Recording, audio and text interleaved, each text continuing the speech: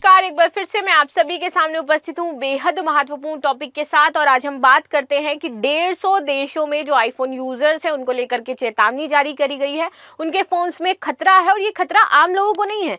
जितने भी बड़े बिजनेसमैन हैं, जितने भी बड़े पॉलिटिशियंस हैं, जितने बड़े आपके पत्रकार हैं, उनके फोन्स में यहाँ पर जो स्पाईवेयर है उनको इंस्टॉल किया गया है। तो चलिए इसी के बारे में समझ लेते हैं, क्योंकि ये बहुत बड़ी समस्या हो जाती है। और खुद एप्पल ने इसको लेकर के नोटिफिकेशन जारी किया है और कहा है कि कोई भी अनवांटेड लिंक आता है आप लोगों के फोन में जो आपने पहले कभी नहीं देखा है, सो डोंट प्रेस देम। और ये आम लोगों पर हमला नहीं किया जाएगा। ये जितने भी बड़े बिजनेसमैन, जैसे मैं आपको बता रही हूँ, नेता हैं, राजनेता हैं, पत्रकार हैं, उनके साथ हो रहा है।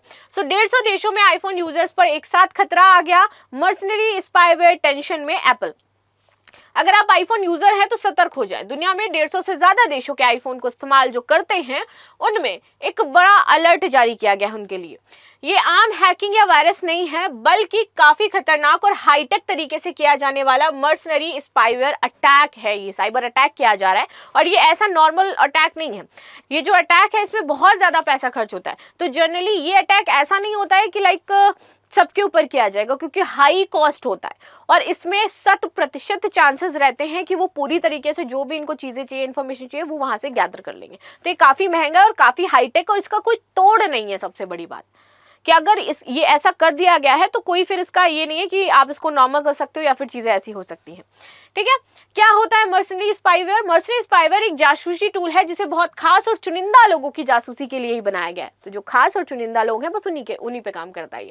ये हमले आम साइबर अटैक से अलग हैं और काफी एडवांस होते हैं। कहा जा रहा है कि इसे अंजाम देने वाले लोगों के पास जबरदस्त टेक्नोलॉजी और ढेरों पैसे और रिसोर्सेज होते हैं। यही कारण है कि इस तरीके के हमलों को पकड़ पाना या रोकना बहुत ज्यादा मुश्किल भी हो जाता है।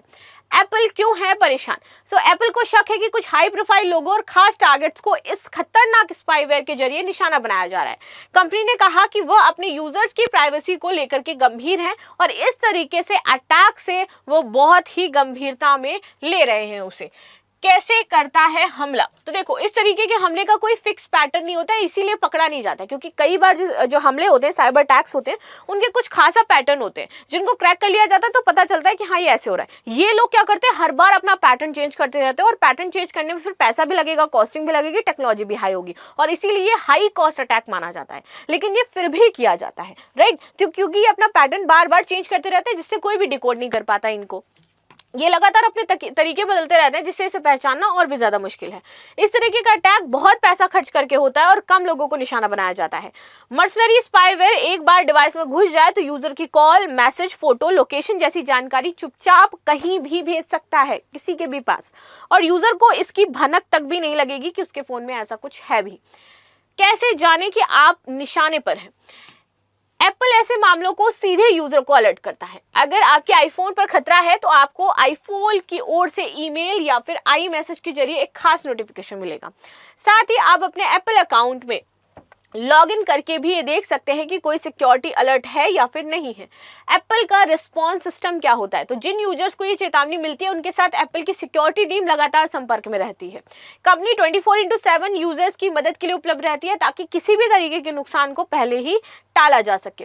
कितने लोग हो सकते हैं प्रभावित? रात की बात यह है कि ये अटैक आम जनता पर नहीं होता है। जैसे मैं बताया कि आम जनता इसमें टारगेट नहीं होती है। ये टारगेट बहुत सीमित होते हैं, जैसे कि पत्रकार, मानवाधिकार कार्यकर्ता, सरकारी अधिकारी या फिर खास कुछ बिजनेस पर्सनालिटीज, उनके फोन में ये आता है। फिर भी एप्पल ने इतने बड़े स्केल पर अलर्ट जारी करके दिखाया है कि वो अपने यूजर्स की सुरक्षा को लेकर के कोई भी रिस्क नहीं लेना चाहते हैं। 150 देशों के जो यूजर्स हैं उनको अलर्ट भेजा गया है। स्पाईवेयर से खुद को कैसे बचाना है? तो आप भी अगर आईफोन चलाते हो, आप में से किसी के पास भी अगर आईफोन है, तो स्पाईवेयर से बचने के लिए आप लोगों को कुछ जरूरी बातों का ध्यान रखना होगा। जैसे कि अगर कंपनी कोई सॉफ्टवेयर अपडेट आया है तो अपने फोन को हमेशा अपडेट रखें, प्लस फोन के लिए एक मजबूत पासवर्ड जरूर सेट करें। इसके अलावा जहां मुमकिन हो 2 फैक्टर ऑथेंटिकेशन का जरूर इस्तेमाल करें।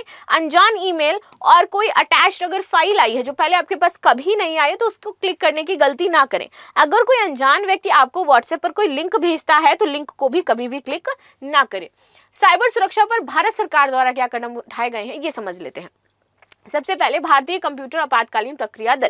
तो यहाँ पर भारतीय कंप्यूटर आपातकालीन प्रक्रिया दल CERT-IN जो देश की साइबर सुरक्षा के लिए राष्ट्रीय एजेंसी है, इसके रूप में कार्य करता है और जो भी अगर कोई हमले हो रहे हैं या साइबर ऐसी क्राइम किए जा रहे हैं तो उस पर ही रिपोर्ट दर्ज करेगा, देखेगा। साइबर सुरक्षित भारत, ये इसकी पारिस्थितिकी तंत्र जो है उसको मजबूत करने के लिए कि भारत में जो भी साइबर पारिस्थितिकी तंत्र है उसको मजबूत किया जाए और सरकार के डिजिटल इंडिया के दृष्टिकोण का अनुसरण करता है। इसमें इलेक्ट्रॉनिक सूचना प्रौद्योगिकी नीति ने साइबर सुरक्षित भारत जो पहल है उसको शुरू किया था।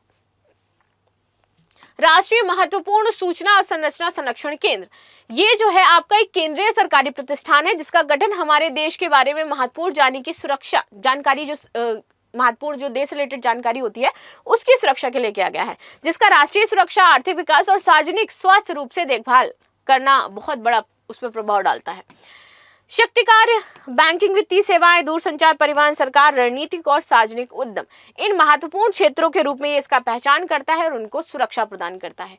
मुख्य सूचना सुरक्षा अधिकारियों की नियुक्ति करता है ये ऐप और उसके लिए यहाँ पर सुरक्षित कार्य करता है। व्यक्तिगत डेटा संरक्षण 2023 के प्रत्येक व्यक्ति की जो महत्वपूर्ण जानकारी है उनका जो भंडारण है वो करेगा और उसको किसी भी तरीके से लीक होने नहीं देगा। साइबर सुरक्षा केंद्र, बॉटनेट सफाई और मैलवेयर विश्लेषण।